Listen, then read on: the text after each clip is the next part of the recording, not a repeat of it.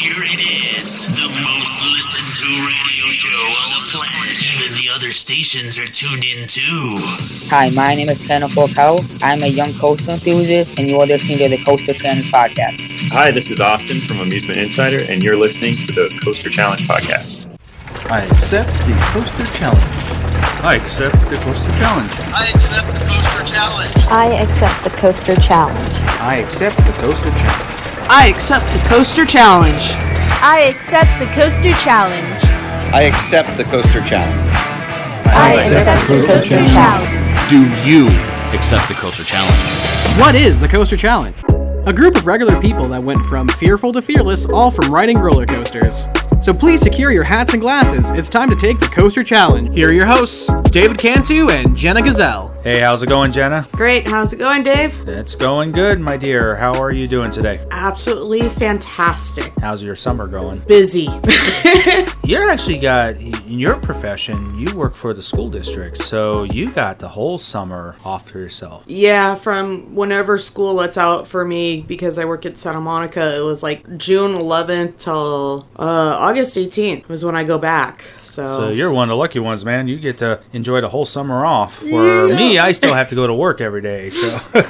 But, you know, it's still fun, And I get Monday through Friday, so I have my weekends off, too. Nice. Yeah, same thing with me with my job. I get the weekends off, which is a blessing, because back when I was much younger, man, I was working weekends, holidays. Oh, yeah. I never got to enjoy a weekend off. It's not until I started getting into management, and it's just nice to have your weekends off. That's how I'm able to go and enjoy the theme parks every weekend if I get a chance. So, but yes, well, hello, everybody, and thank you all for joining us today, and I'm David Cantu. And I'm Jenna Gazelle. And we've got a very, very special episode for you all today. We've got Ryan from Christian Coasters on today with Andrew. This is actually going to be a very heartfelt episode. I hope you guys are really looking forward to this one. This is actually, I will tell you, this is a very, very good episode. This one actually touches really close to home for me, so... Yeah, Andrew and Ryan just... have a great conversation coming up in a little bit. But first, we are going to do our segment, Jenna. We're going to do our YouTube highlight clip of the week. YouTube clip of the week. All right, so this week's YouTube highlight clip of the week, we found an interesting clip. It was actually recommended by our team. There is a interesting wooden roller coaster. I'm pretty sure enthusiasts around the country are probably well aware of what I'm about to be talking about today. But apparently there is a wooden roller coaster out in Mount Olympus, and it's called Pegasus. I've never experienced Pegasus, but after watching this YouTube clip, I feel like I'm going to need a chiropractor when I'm done after the end of this one, Jenna. I think I'm going to be one of those going, I need my personal space. Yeah.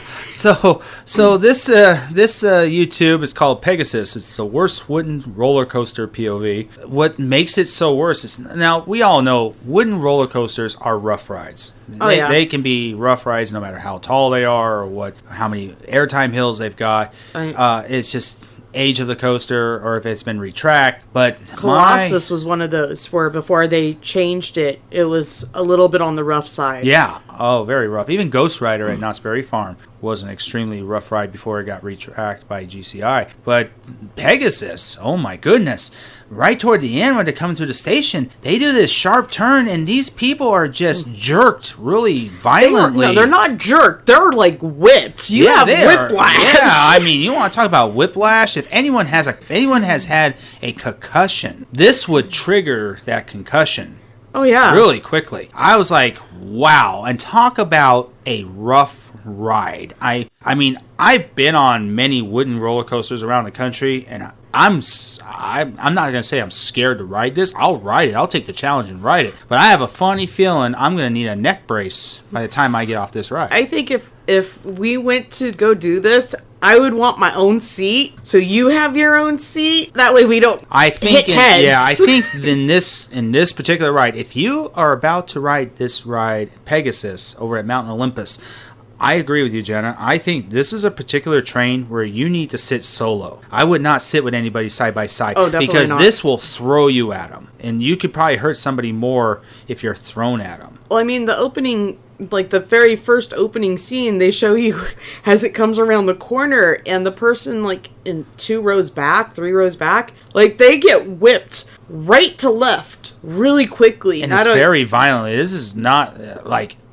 something I've never seen at all on any coaster at all. I mean, this looks more rough than an Aero coaster, in my opinion. I mean, this looks rougher than Ninja at Magic Mountain, or not Ninja, Viper at Magic Mountain. Viper kind of knocks you around, but this is a bit extreme. Yeah, I would say, so this one, it just really shows just how rough this ride is. I would tell people, I would say if you don't have any concussions in the past concussions, or if you have a pre-existing condition, I wouldn't recommend you guys not to ride it. But if you're somebody who likes rough rides, this might be a good ride for you if you like rough rides. Yeah, this would probably be a one and done for me if I get on this. I kind of go with the whole theming of this park is basically Greek mythology, and when I hear Pegasus, I'm thinking like horses and it being kind of a smooth thing, but this kind of blows that theory out the water for me. Yeah,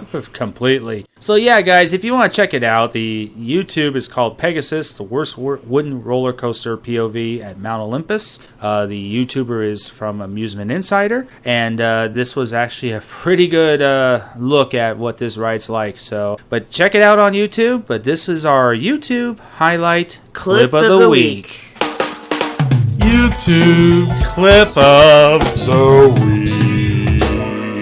All right, so Andrew is standing by with our special guest, Ryan from Christian Coasters. This is going to be a pretty exciting interview. Can't wait for you guys to hear this conversation. So take it away, Andrew. Thank you, David and Jenna. This is Andrew, one of the producers of the Coaster Challenge podcast, with you again. Today we have a special guest. We're talking to a coaster enthusiast today. His name is Ryan Subler. He runs the Christian Coasters channel. Welcome to the podcast, Ryan. Thank you very much. Thanks for having me. It's good to see you guys and get to finally meet you guys. Likewise. Awesome to chat with you here today. So to start with, why don't you just tell us a little about yourself? You can maybe talk about your channel as well. Tell our listeners all about you and your channel. Anyone who knows me knows I am a unapologetic Christian, and I am a born again. That means I didn't grow up going to church. I grew up amongst what many would consider the ways of the world, where they didn't live exactly as God had intended it. And for me, I started the channel at age 16, shortly after I became a Christian, because there was there's a lot of drama I noticed in the coaster community, and there was a lot of bitterness, but I saw this one girl post that she didn't want to live on this earth anymore, and it broke my heart. I don't know what happened to this girl. I just felt called to make the page, and though when I started the page, I never thought I'd get this far. It was just an Instagram account, and I just knew it, Christian Coasters, right away. That's who I am, kind of a personality type person. I love talking to people. I love being myself. I love sports. I'm just an all-around loving person, I guess. Awesome. Thank you for sharing a little bit. And of course, we'll probably be diving deeper into just a little bit more about you and your background and so forth later on in the interview. But by the way, just out of curiosity, this girl that you were inspired by that, was very unfortunately calling out, probably a call out for help and perhaps facing depression and suicidal, very, very sad. Was it in the community or just someone separate? It was definitely in the coaster community. I actually don't remember the username. It's been too long, but I remember messaging her, trying to get her to hold on, and then she stopped responding. I don't know what happened. Did you get an idea of what the issue was? I can only imagine it was some sort of harassment or just lack of confidence in themselves, or just, there's a whole can of worms there. And, it's only a phone screen I had at the time. So there's a whole nother soul on the other end that I can only get so much through a screen, Well, Ryan, as you may or may not know, Coaster Challenge, especially with our podcast, we've pivoted from YouTube to podcasting. And not to say we're not going to do YouTube anymore, but we're really, really going all in with this podcast and getting a lot of great traction with it. And the mission is primarily about fighting fear, and fear being one of the absolute worst negative aspects of the human experience and the psychology and so forth, and our minds. But there's other negative aspects to our minds and how we function as people and how we think and go about our daily lives. And besides fear, there's anger, jealousy, all those sort of negative things. And we are certainly against, people giving into fear, because that's one of the worst things a human being can do at any point in their lives. It can lead to depression, anxiety, panic attacks, ultimately, suicide attempts, and perhaps even successful situations there, very unfortunately. But there's other areas where fear, where anger, jealousy, bitterness can cause major problems. And that is where an individual or a group of people having those issues or those feelings, especially jealousy, it seems like in these days with social media and people seeing, people traveling the world riding coasters, or they have a fancy car, whatever it is, and an individual or a group can get jealous and it must be nice, as so often people say. Whatever the reason, there's so many reasons for this. You can have an individual or group of people bullying another individual or group of people. Now, both David and myself, we have been victims of bullying. Sadly, for me, I have been bullied more in my life as an adult than when I, was a kid in school, because typically bullying, we experience that as kids in school. And yeah, I had that a little bit, but I have been bullied to the nth degree simply because of my political beliefs. That's it. Not because of what I look like, not because of my cars or my coasters or my success in life. No, just because of my beliefs that I have. That's disgusting. And I will not stand for it. And guess what? Those people, they tried to silence me. That happened a couple of years ago. And they failed completely, failed miserably. I am the producer of not one, but two podcasts in this realm, coasters and theme parks. This one, and of course, Ace. And I will not be silenced. And so we seek out people, again, like yourself, that have incredible stories about triumphing over these evil aspects of the human persona. And it's not just within coasters and coaster enthusiasts. It happens all over. It's part of the human psyche and giving into negativity. But in any case, who knows what that girl went through? I would not be surprised. Sadly, there's a lot of bullying within the coaster community. And again, it's disgusting. It needs to be stopped cold. And we are fighting hard to do that. And we will continue to fight for that. But in any case, let's continue on talking about you. So as I said, probably later on, we'll get into some more interesting things and kind of deep dive. I know you have an interesting story to tell us, an inspiring story. First, let's kind of start at the beginning in terms of coasters.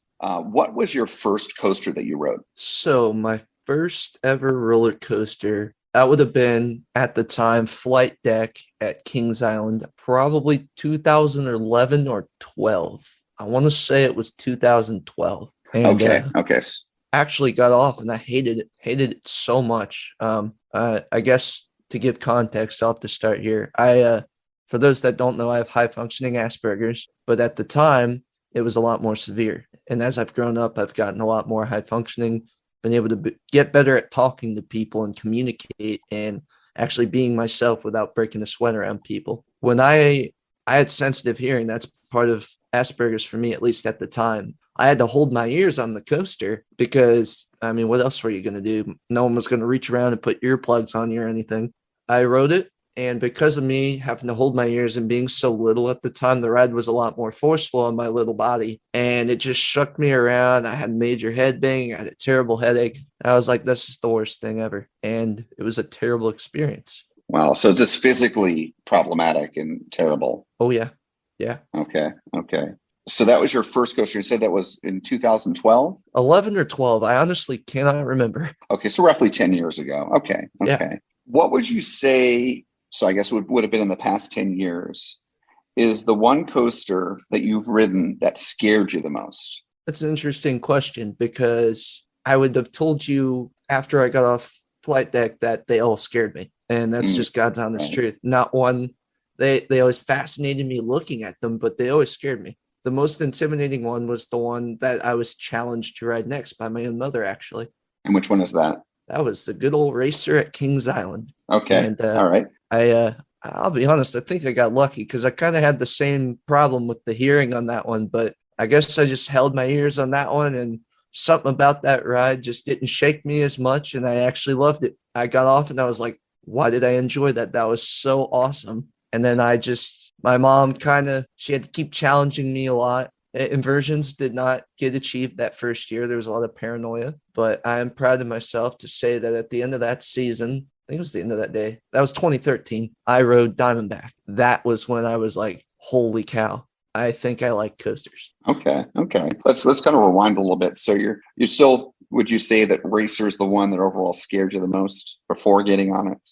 I would say yes, only because of the intimidation factor. Okay, let's talk about that then. Let's dive into that. Obviously, you're going to, oftentimes if you're afraid of something, you're going to feel that fear most intensely, right before, especially as you're like something like this, it's a physical thing. It's a real life experience thing. So talk to me about, as you were going through the queue and approaching the station right before boarding the ride, how did you feel as you were going through that part of the process? Well, here's something you got to know. That day I went, it was actually during a school day. Don't tell the schools. I'm kidding. But, all right. We won't tell this. We'll make sure they don't listen to this podcast.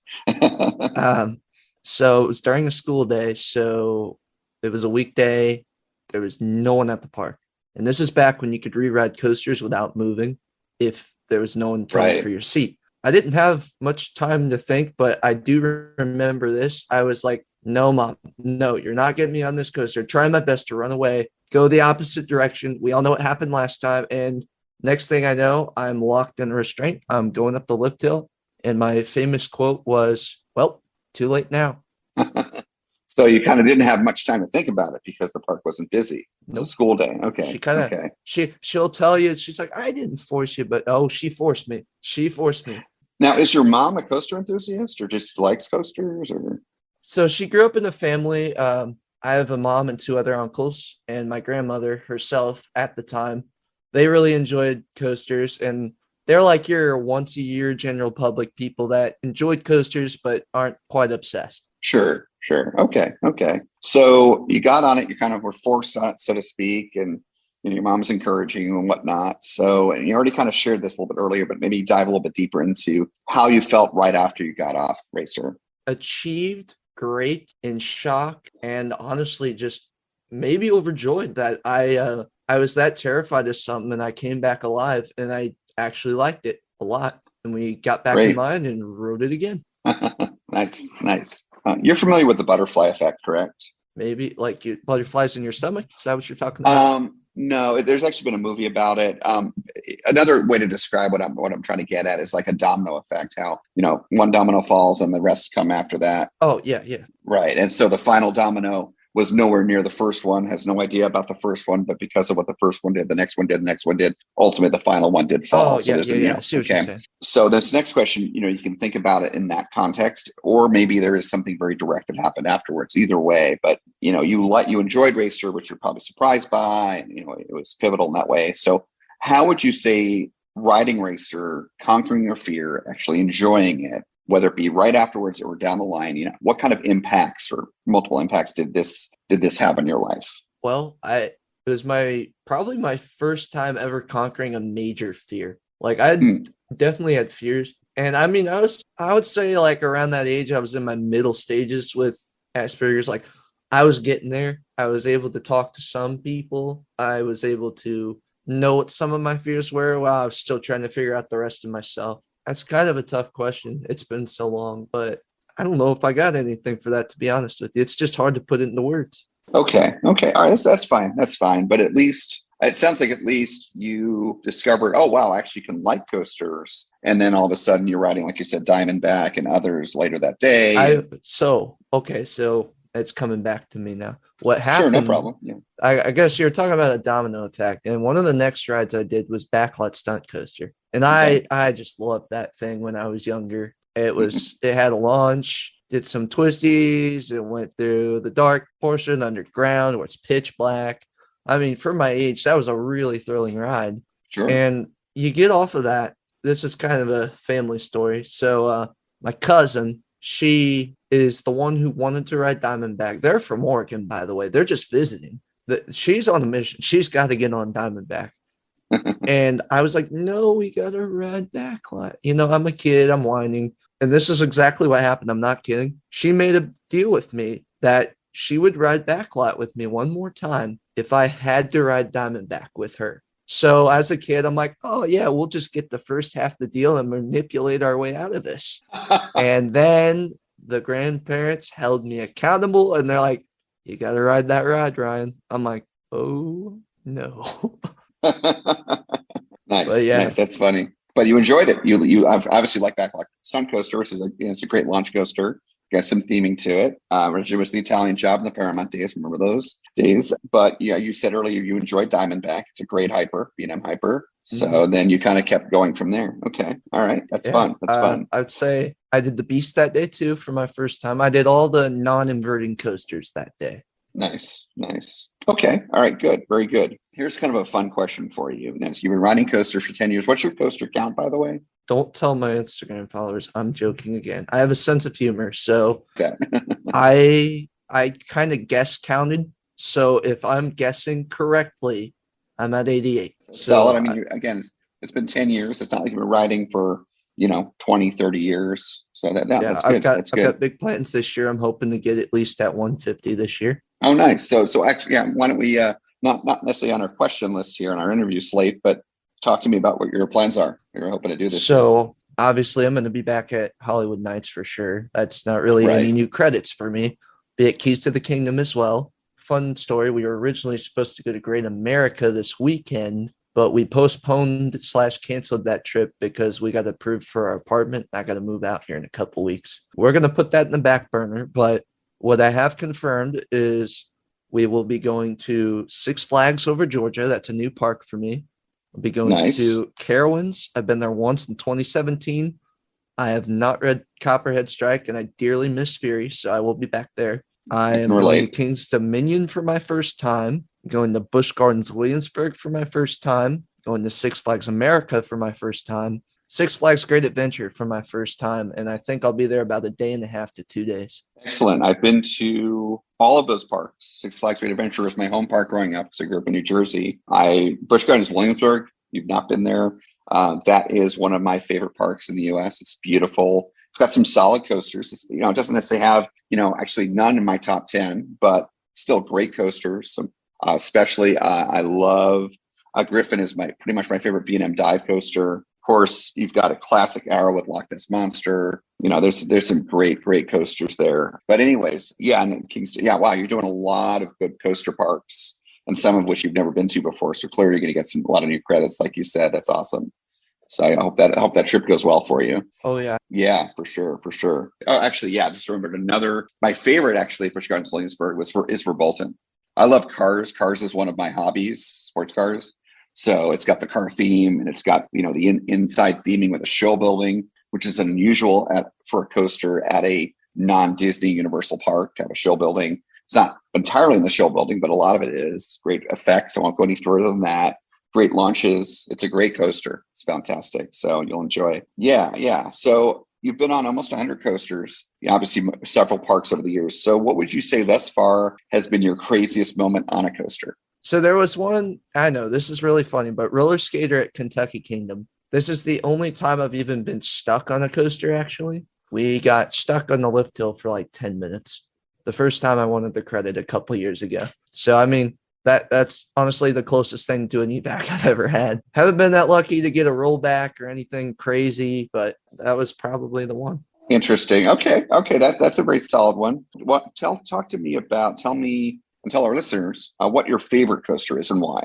If anyone knows my channel, they know that I am a huge sucker for Lightning Rod at Dollywood. However, I wouldn't say I beat up Voyage. I always said it was a good coaster, but to me, the normal trip, it just didn't make the hype for me. However, at Hollywood Nights, I went, and that thing is unofficially at 0 for me because it doesn't run like that all the time.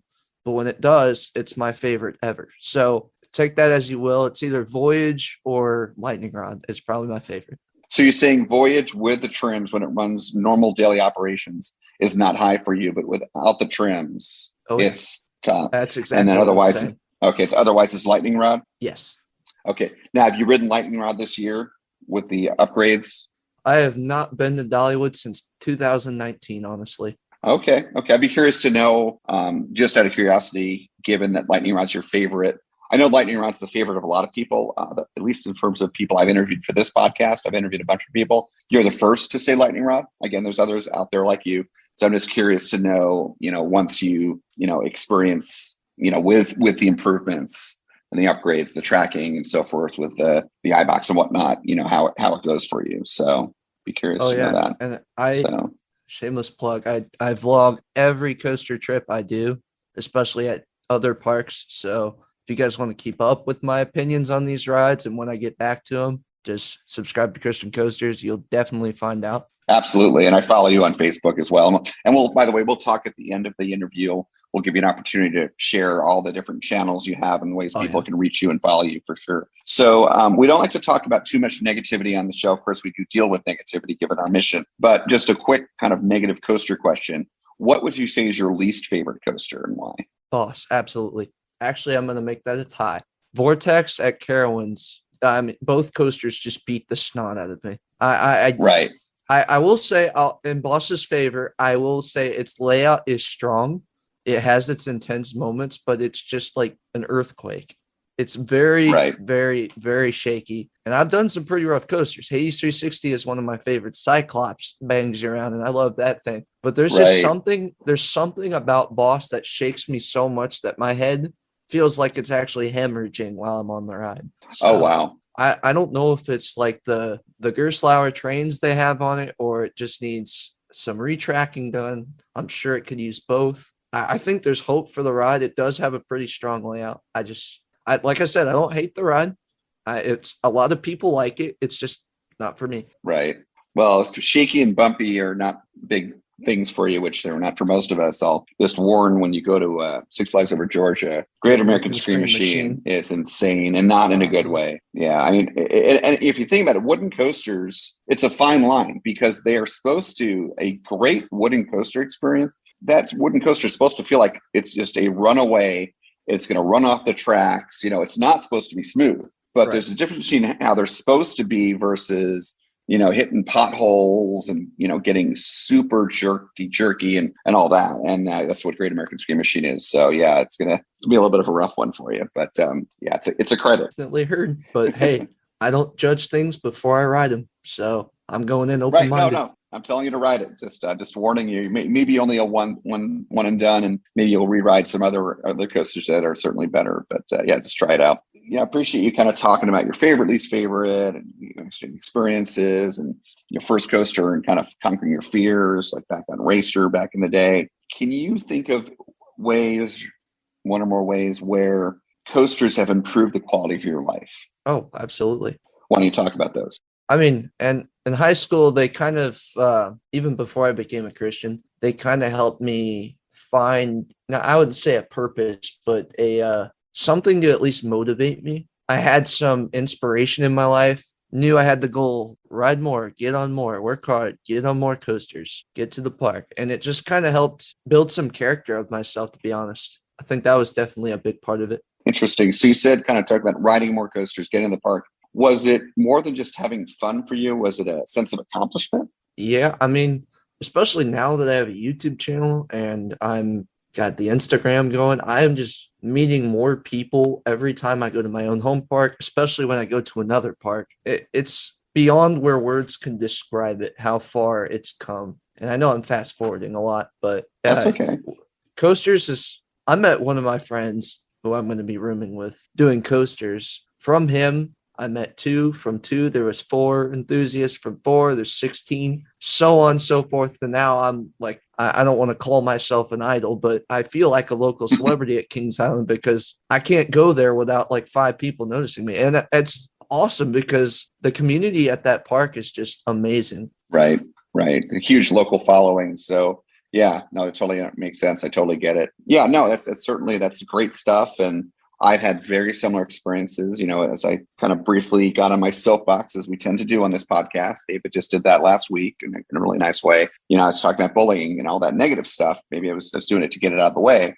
I've had mostly positive experiences. I've made some amazing friends. David, right here on the podcast, is one of them. Larry and Jean, who I know are very close friends of yours, they have become very good friends of mine. I just spent a couple of days with them last week. I celebrated Jean's birthday with both of them, had dinner with them in Orlando, and had a wonderful day on Friday, their last day at Universal Orlando. Kind of did a marathon, not all 3 parks, but did Volcano Bay, and then had an amazing afternoon before we had to go to the airport to drop them off at Islands of Adventure, which I'm sure you heard about on Saturday when you met up with them. But I heard about it. Oh, I bet you did. It was a great day. But yeah, and I've countless other friends, got a lot of local friends here, all sorts of friends all over the country, even all over the world, that are other coaster enthusiasts. And it's not something that's unique to coasters. It's about having a hobby or a passion. When you have a hobby or passion that is social, not all of them are. Like theoretically, knitting, that's not really social. But coasters, we're generally not doing Zen rides. We're generally at parks. We're not alone. We're not alone on a train. Mm-hmm. We're not alone on the line. So it's inherently social, plus the travel aspect, meeting other people that way. I've had great experiences of that, as well, meeting people all over the place, all over the world, just because I'm a coaster enthusiast and they are too. So this hobby is very social, and any hobby that's social, it's like that. It's the same thing for me with cars, being a car enthusiast. I went to a car event this past Saturday and met some nice people and, that sort of thing. So I'm glad you've had some positive experiences in that regard. So would you say that your quality of life has improved from just kind of finding your place within the community?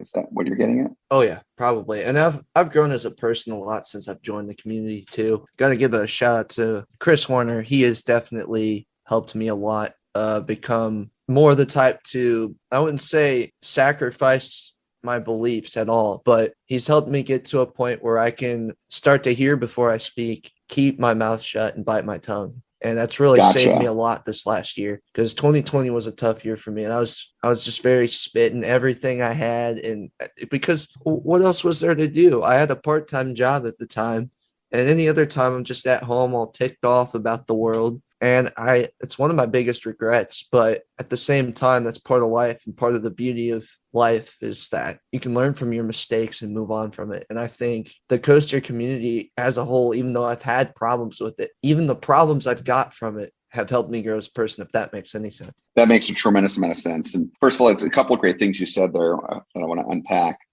First, talking about learning that incredibly valuable skill of, just because you want to say something or, that's your instantaneous response, to kind of hold back, kind of sit with it. Don't shout it out right away, and kind of, wait until maybe not shout it out, period. Maybe say it nicely or not say it at all. That's incredibly valuable, and something I've tried to do more and more over the years. It's not easy, by the way. Oh, it's definitely.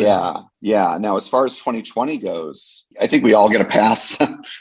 There's that. There's, the fact that we couldn't do these things that are, not just fun things, but important to us.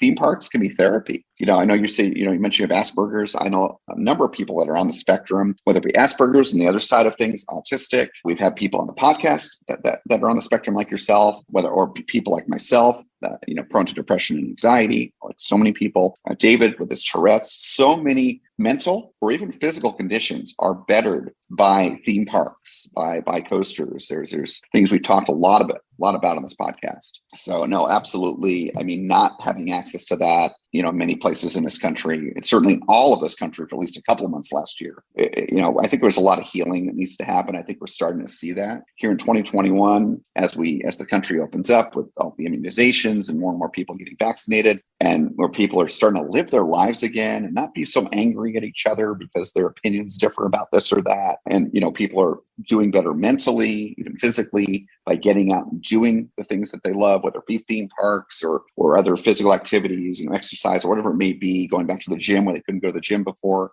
things like that. So yeah, no, absolutely.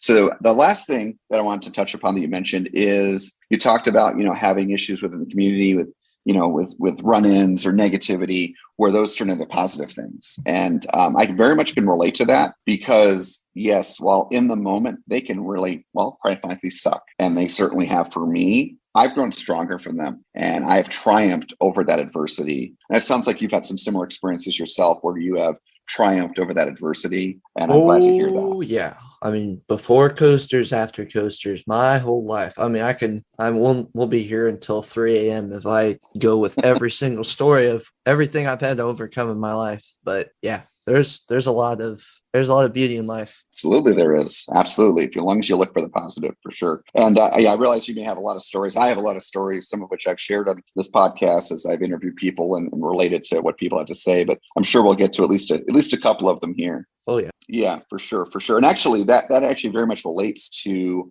my next question. And so I'll frame this, given that you have a lot of stories. Again, the mission of this podcast is really to help people triumph over adversity, whether it be, again, fear or bullying or self-doubt, depression, anxiety, spectrum disorders, your Asperger's or autism, just things in that sort of frame of mind. And again, coasters and theme parks can help with a lot of that stuff, but it goes beyond that too. So with that kind of framed for you, tell us about some challenges that you've had in your life that you faced and how you faced them. Well, so low functioning Asperger's, you kind of have poor judgment, I would say. A lot of friends you call friends are not actually friends. I had grown up in an elementary school. I went to the same one from first grade to fifth grade. We had our own dedicated sixth grade building where I went to school. Throughout that time, I had learned to communicate with people. I had this weird habit also of like sucking my fingers. I don't know what it was. It's just that Asperger's. That's all I can say. And I would always get picked on for that. There was a lot of,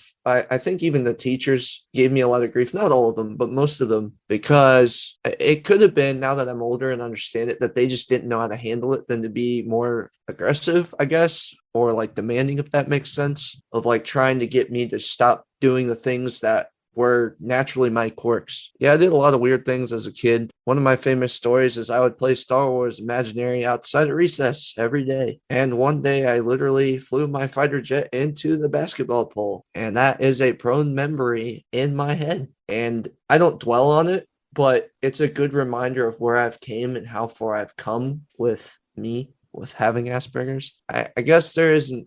I'll tell you one story. A few years later, I was about 12 years old. I played on a baseball team. I'm not going to give the coach's name, but the guy seemed pretty cool when I first joined the team. And obviously, he did not know that I had Asperger's or anything.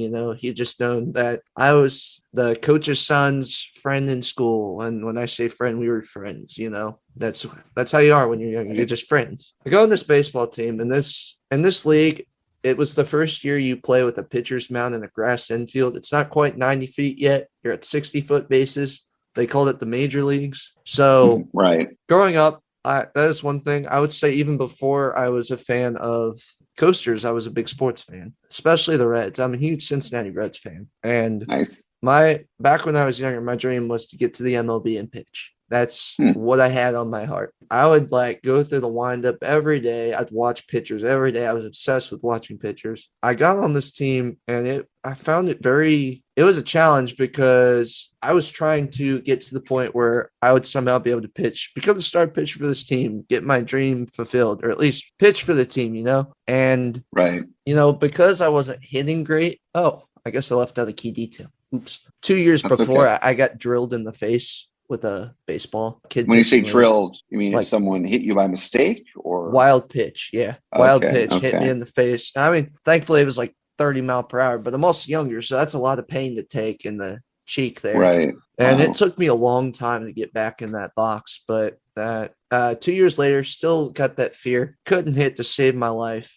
And they never gave me the opportunity to actually pitch because I was a terrible hitter. And it just became a lot of harassment playing the game because I couldn't hit. I was too afraid of the ball. And that fear even went on for the next couple of years. As we go ahead, I'll fast forward to 2 years later when I actually got to my first year at Teener, where we're on full-size fields. We get to the point where I had actually a pretty nice coach, and I took this hitting clinic. You might know the name, with Adam Eaton. He is a World Series champion. He won a World Series a couple years ago with the Washington Nationals. And at the time, he was on the Diamondbacks. At that point, he wasn't a big name, but the guy is hitting 280 consistently. He's a very good ball player. And I met him, at the time, the Pittsburgh Pirates hitting coach, another pitcher named Craig Stammen, another pitcher named Tyler Lyons, and a few other guys that are just big names around baseball. Not like, obviously not Mike Trout or anyone that good, but they're pretty decent players. From them, I learned so much that I actually somehow got the courage to get back in the plate and start hitting. And I actually got really good at hitting, at least in rec baseball. It was good to look back at all those coaches that had harassed me for telling me I'd never be able to pitch in the games or never be able to hit.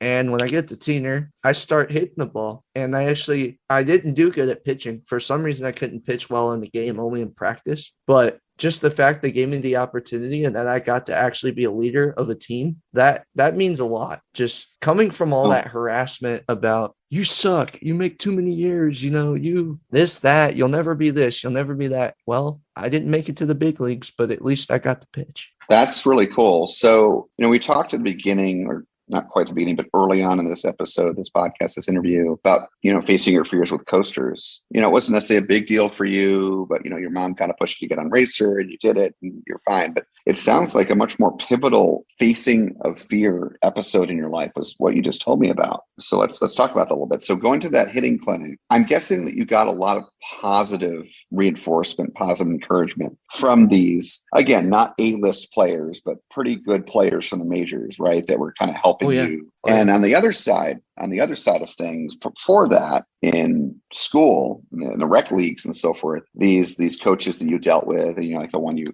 said, we talked about being a friend and whatnot, they gave you a lot of negative reinforcement, telling you, you'll never do this. You're not going to be able to do this, right? Yeah. I mean, it wasn't every single year. It was about every other year I had coaches like that. The other years, they were great coaches. It was just unfortunate timing with the fear factor and everything. Right. Well, I mean, that points to, even if you get a break, every other year back then, I'm still your young kid too, but where maybe every other year a coach is not negative like that, but still those negative repercussions, especially when you're an impressionable age like that, they can last a long time. This is a powerful message right here, and something that we really haven't talked really much at all on this podcast, but should be discussed with our mission, which is negative reinforcement or negative feedback or criticism versus positive reinforcement, positive feedback. The negative reinforcement, negative feedback can be so damaging, it feeds self-doubt in a tremendous way. We've all had it in life. I've had it in life at times. Not a lot of it, thankfully, but I've had it. Clearly, you've had it, Ryan. And then when you went to that hitting clinic with these professionals that, they've been successful, not to say they're always going to be positive, but I had a feeling if they're doing this clinic, given your response to the clinic, that it was going to be what it was, which is this overall positive reinforcement. And you flourished with that. I have been in my life, I'm not a sports person, no disrespect intended. I'm no hand-eye coordination. It's just not my thing. I have a lot of respect for people who can play sports. I think it's awesome that you've been able to succeed at that, Brian. But where, I have flourishes in my career and my academics before that. And I have both been a individual contributor, as they call it, in the corporate world, as well as a manager. And I've had both good and bad managers over the years. And the good managers are the ones that give you the criticism. Of course, they have to, but it's in a positive, constructive way. And then the bad managers are the ones that don't show appreciation, that tell you, no, you're not going to be able to do this. You're not going to be able to do that. That's not the way to conduct yourself. If you are and this is everyone listening to this podcast right now, if you're in a position, whether it be as a parent, a coach, a manager, a leader, and you're giving negative criticism to people that are looking up to you, that report to you, that respect you, well, shame on you. That is not the way to conduct yourself. You are in a position of authority and responsibility. That responsibility is something not to look upon lightly. Positive reinforcement is huge. It is how SeaWorld trainers and zoos and all over the world working with intelligent animals. That is how, like, for example, dolphins are trained, whales are trained, because they don't work with anything else. Dogs even, same thing. So, people are not much different. I mean, people need to they need some level of positivity, especially when they're struggling with, well, for example, hitting a ball in baseball. So it's an incredibly important lesson. I'm sorry, Ryan, that you dealt with sort of those travesties earlier on with those coaches, and shame on them. Those are not good coaches. And that's the really problem. Not that you were not quite a good hitter. With good coaching, you probably would have a great hitter back then, I bet. But at least you went to the hitting clinic. You had the fortune to be able to go to that, turned yourself around. And again, it was not so much you turning yourself around, it was you getting the coaching that you deserve. So that's awesome. That's awesome. I would add on to what you just said, talking about if you're in a position of authority and you're disrespecting your people who report to you. Not all the time. There's going to be cases where people show up that, it could be a job or baseball. It could be anything where they're just not cut to do the job or they are just lazy. It happens. But more often than not, the people start out really intrigued and hopeful about what they're about to do. And I will say this to anyone listening, maybe you're in that position as the point of authority. If you want respect and hard work out of your coworkers, the best way to get it is by giving it yourself. And I know it sounds crazy to say that as someone who's never held an actual management position, but I can tell you from personal experience that your morale just gets defeated when you are constantly being undermined or picked on. And even okay, I'm the type of person where if I'm doing a bad job, I want you to tell me, what I'm doing wrong. But there's a fine line between ripping me apart and having nothing good to say than constructive criticism. I think when I get ripped apart, especially having Asperger's, that kills me. It kills me. And I'm sure a lot of other people with and without Asperger's can totally relate. Absolutely. I'm sure. And it's not even necessarily just people on the spectrum, just anyone. If you're going to be torn down or torn apart, on a regular basis, that's not going to be good for anyone. Absolutely. So, I've experienced that. Thankfully, not as much at work, but, here and there in life, occasionally by a bad manager, certainly, but in the competitive sports world, and I be competitive, it's not, I'm not saying for pro sports, but, even grade school level, rec sports, it's competitive. Sports are competitive. Oh, yeah. It's challenging. So, yeah, I can imagine it was not easy going through that.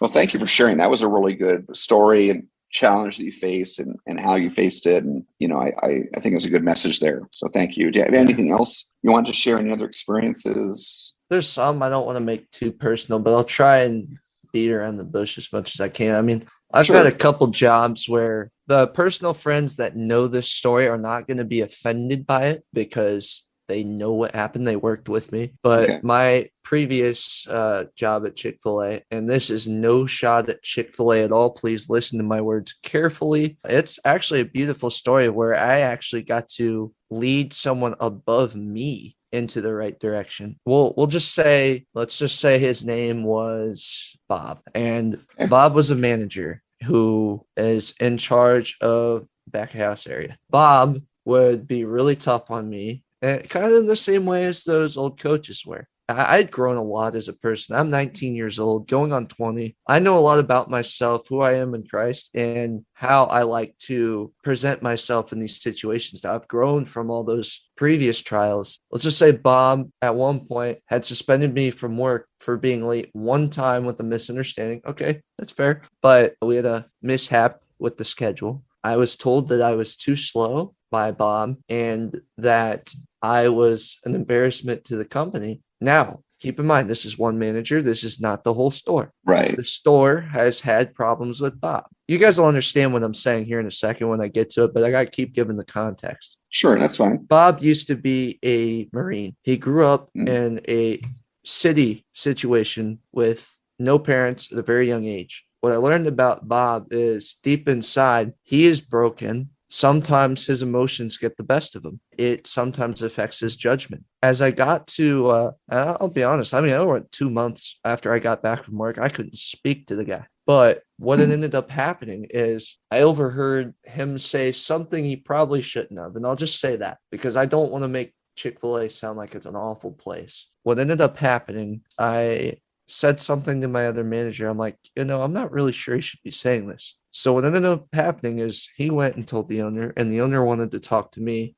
This is where I faced one of the most interesting moments of my life where I had something to say about someone in authority above me who wronged me. And I will tell you, out of bitterness, if I was not a Christian, I would have probably gotten the guy fired and ruined his life. But what ended up happening was I basically talked to him and said, hey, I don't think he should be talking like this. And I'd expressed the way how I felt about him. I said, I think there's good qualities about the guy.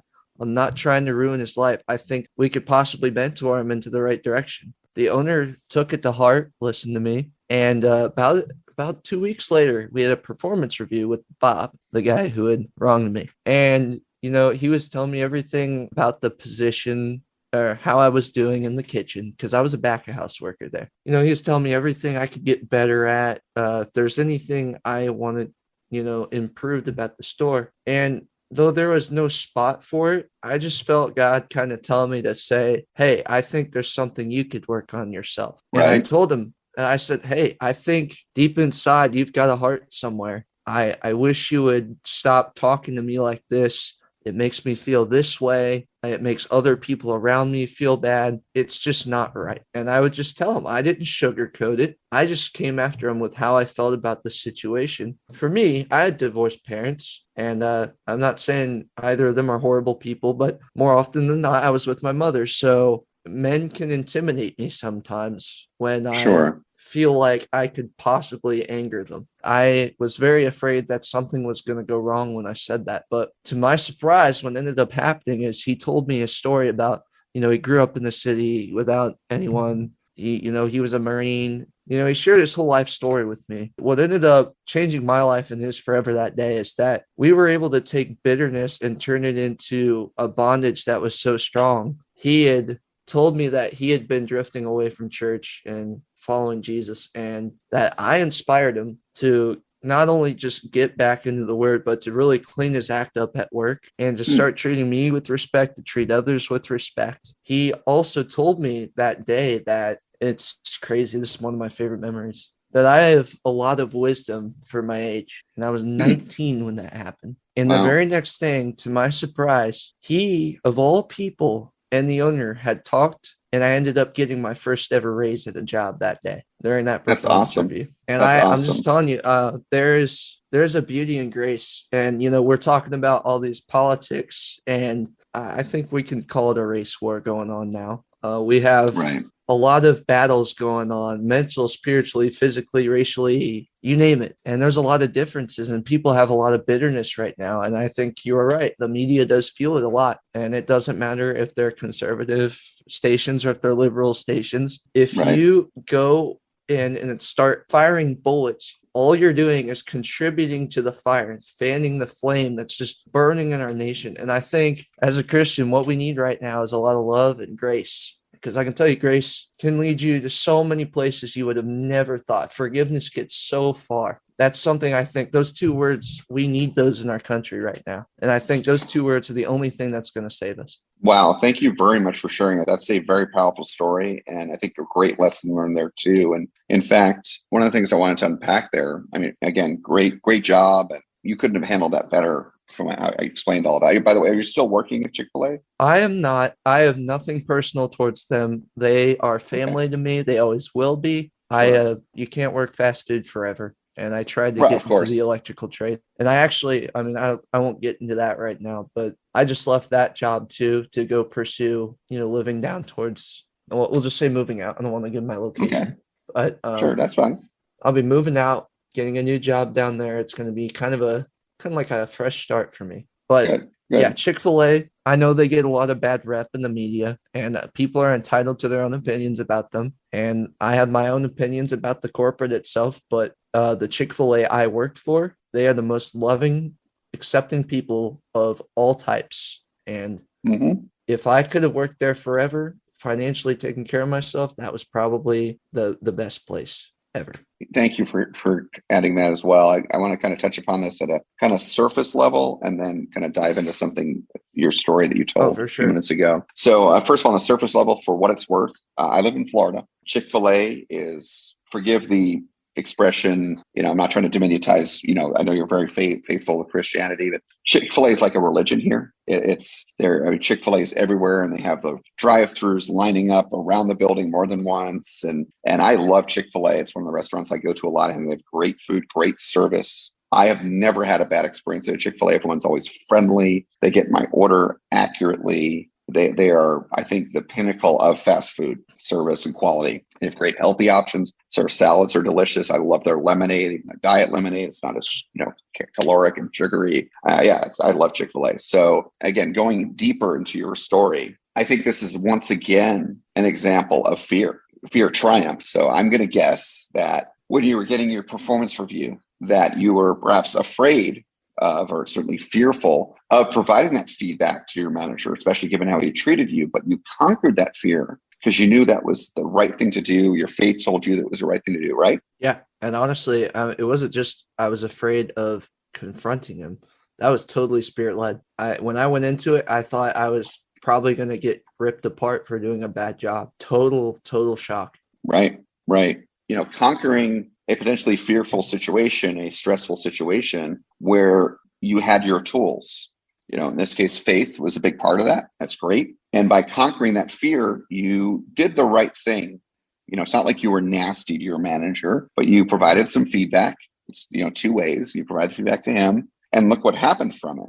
And I'm sure he had a lot of respect for you stepping up like that. To our listeners, we talk about facing fear. There's various ways you can face fear. One of the things we focus on this podcast, because we're a coaster podcast and theme park podcast, is by what we call fear training, or facing fear training, I guess you would call it, where a lot of people are afraid of coasters. They're afraid of heights. They're afraid of drops. They're afraid of inversions, or multiples of those, or other things, launches, whatever they may be. And by facing those fears, those kind of controlled experiences that are predictable, they're prepping themselves to face fears in other situations where it's maybe not as simple or as predictable. But by conquering fear in one area, they're better apt to conquer fear in another area. That's what we focus on. Now, you being, very, very much a devout Christian, you have your faith, and that helps you to fight fear. And that's another tool that people can have. And I'm sure people listening to this podcast, are devout in various faiths. If your faith can get you to a place of solace, to a place of strength to fight fear, whether it be to fighting fear getting on a coaster, and later on maybe fighting fears in other ways that are even more meaningful at a job, or with a relationship, or whatever it may be in life, or getting a job interview, that's outstanding. So Ryan, my tip my hat to you, as I often say in this podcast lately, that you were able to get to that point, and look where it got you. Now, granted, you're not with Chick-fil-A anymore, but again, that was a great accomplishment and something for your for your resume. Something, it's a great story, by the way. You probably already been doing this, but if you haven't, when you interview for future jobs, you should tell that story exactly how you told me it, how it happened, because that says a lot about you, your character, your abilities. So thank you. Yeah. I would definitely say, like, going through all those experiences, I would not be able to take the bullets I take now socially and mentally had I not gone through all those situations. I know what it feels like to be down, and like failing college was not fun. And I had to completely reroute my life. I thought I wanted to be a youth pastor. And next thing I know, I'm working at Chick-fil-A, So right.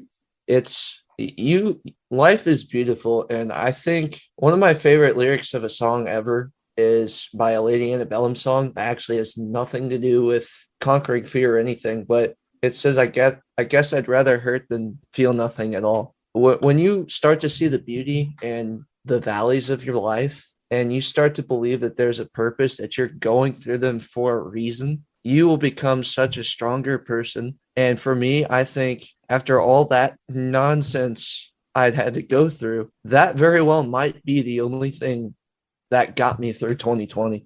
It's just knowing that I'm going to have to adapt and overcome from this. Right. No, that's very powerful. And I couldn't agree more with that. I have been going through a couple of major crises, still am, that started not even 2020, but this year, starting back in January. Both of them started within a couple of days of each other. Just on a personal level, in my own personal life, I have remained strong through it all. I have remained positive, believing things happen for a reason, believing that because of what I'm going through and how I'm having to deal with it and what I'm having to deal with, I'm going to be better off from it in the long run, kind of coming out of this valley into a crest, if you will. And so I very much agree with what you're saying. I'm a big believer in idioms. And, for example, whatever doesn't kill us makes us stronger. I'm a huge believer in that. And I see that in my life all the time, and how I'm be able to be so strong right now with everything I'm facing. I am so strong right now. One of the reasons is because of what I faced before this earlier on in my life and conquered. And that made me stronger, prepared me for today. And again, maybe that happened for a reason. I definitely agree with you on that. Before we close here, Ryan, is there any kind of last words, any words of wisdom you'd like to share with our audience? I could go on forever. Obviously, I'm a big Christian, but a lot of things that we had talked about, conquering fear. You say that fear is one of the biggest problems in our nation, correct? Absolutely. And the human psyche in general, yes. So what's interesting is Jesus tells us in all four of the Gospels, Paul tells us, and Peter tells us, and James tells us that the two biggest tools that Satan uses are fear and deception. I honest to God see the spiritual warfare going on, not only our country, but in our world. There is so much hatred going on. And I think if we have any shot at saving it, like I said before, it's through the love and grace of Jesus and just loving people. Like I have gotten to the point, before I was saved, this might shock a lot of people, but I was pretty racist and pretty homophobic. Like it's often stereotyped that Jesus is homophobic and racist, but it's actually quite the opposite. If it wasn't for Jesus in my life, I wouldn't be where I'm at. I guess the last thing I would say is that if you're not a Christian, I still love you. A lot of us still do. And I really just want you to know that love is going to win. I think that's the biggest thing I could possibly say is that love will win at the end of the day. Respect, love. Don't give in to the hate. Don't give in to your flesh where you're trying to just get your bitterness out towards people, because all that's going to do is it's not only going to lead you in the wrong direction, it's going to lead the world in a negative place. You reap the words you sow. I think that's about all I got to say. I don't like being too pushy. I like to be respectful about it, but I also like to share as well. No, thank you. And I couldn't agree more. I have been using those exact words, you reap what you sow, about one personal situation I'm involved with right now and the actions of another that have impacted me. That's about all I'll say there. And this person is reaping what he sowed. David knows exactly what I'm talking about. I see him in the camera though. But no, again, thank you for sharing. Couldn't agree more. Very much appreciate your time today. Had some great discussions. We talked about coasters, but I think some of the more impactful discussions we had were beyond coasters. And that's fine. That's actually something that happens sometimes on this show because, again, we're all connected. And the people we're talking to on the show, almost all of them, not quite all of them, are coaster fans like yourself, Ryan, and myself, and David, and Iva, et cetera. We all have lives where other things go on and other experiences happen. And sometimes the fears we face in life, the challenges we face in life are beyond getting on a coaster, that has an aversion for the first time. And again, those are just about the training, the initial training. That's from the first experiences we have in life of facing fear. And then, again, you got into some later examples in life, some more intense examples of facing fear in an even more meaningful way. So the last thing I'd like to ask you is, Eddie, and I promised you this earlier, if you could share with our listeners, feel free, however you want to go through this, how they can find you, follow you, and so forth. You have great things to say, your website, if you have one, YouTube, Facebook, Twitter, Instagram, whatever it may be. So what I want to say is that you're not alone if you're going through those struggles. There's a lot of people out there that really go through that. That's part of what I pride myself with this channel is that when I created it, I had totally thought like, I want to be something more than just coasters. Obviously I'm Christian Coasters, but for those that actually personally know me well and have met me, I love to mentor the fans that are willing to talk to me, help them understand that there's more to life than coasters. I know a lot of people might disagree with me on that statement out there. Some people put their whole life into coasters, and with all due respect, I see them and they live on cloud nine on media, but the split second they turn their phones off, they are so depressed, bottomed out because they realize that they spent every dime they had on coasters and that they're struggling to pay their bills or whatever. And if you're one of those people, it's not too late. You can get back on track. The biggest thing for me I like to mentor people with is that hard work is what gets you to, I don't even want to say successful. You will find happiness. You will teach yourself the greatest life lessons, and you will ultimately be a better person through hard work. Absolutely. One of my other idioms I live my life by, work hard, play hard. So I love my coasters, but I love my sports cars. I love living by the beach. I love traveling. I love technology. I love video games. All these things, a lot of these are kind of materialistic related. I'm not a materialistic person, but they are materialistic adjacent because you have to, play video games. You got to have, hardware, video game console or whatnot, for example. Cars, kind of hard to enjoy cars without having one. So, I have to work hard, and I've developed an amazing career to be able to play hard. So I couldn't agree with that more. So thank you for sharing that. I appreciate that. So again, if you could go ahead and just share how people can find you, website, YouTube, Facebook, social media in general. Okay. So first off, as promised, I was going to give a shout out to my good friend and partner, Christopher Werner Designs. His name is Christopher Werner. He has done the Coaster Studios logo. He has done the Coaster Kids logo, and he's done a lot of other digital design work all around the United States, actually. And a lot of people only know him for his coaster stuff, but he does a lot of other non-coaster artwork as well.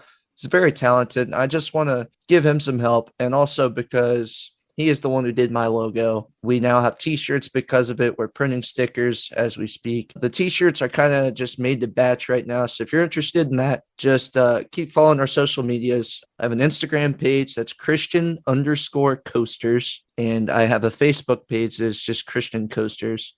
The YouTube channel, obviously, is just Christian Coasters.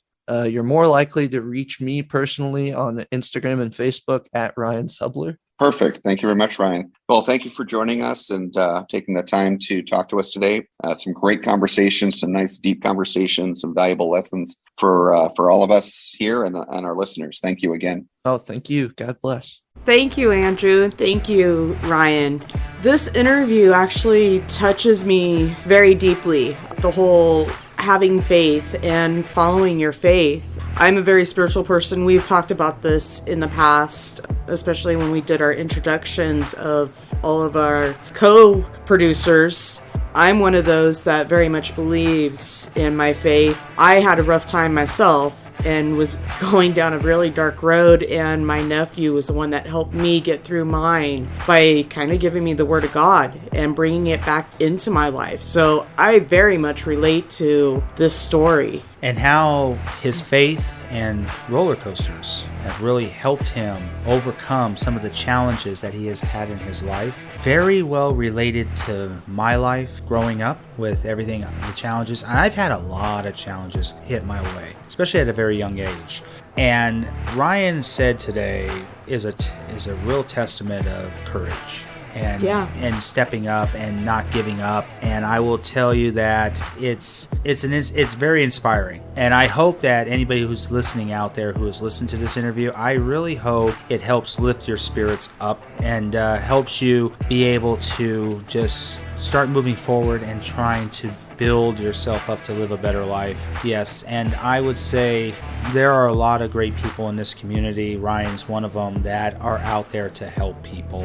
Our podcast, we're the same way. We're here to help people to be able to live a better life and very much against bullying and everything else. We don't condone that whatsoever. Yeah. And so, this was a very heartfelt interview. I hope everybody learned something today. Almost every guest we've had on this podcast so far, we are very well learning all different ways of how you can face your fears and the challenges they've all gone through and how they overcome it. And so this was fantastic. We've got a very exciting episode next week. But Justin, how do our listeners be able to find us on social media? If you enjoyed today's episode, be sure to like and subscribe wherever you get your podcast. And if you want to see more from us, we upload every Friday. And check us out on Facebook, Instagram, Twitter, YouTube, all at Coaster Challenge. Links in the description. Thank you, Justin. And yes, we've got a very exciting episode next week, Jenna. And I hope all of you out there will tune in. And every Friday, we've got new episodes coming out. But we've got a very special episode. Very exciting. And until then, this is David Cantu. And Jenna Gazelle. We'll see you all next week right here on Coaster Challenge.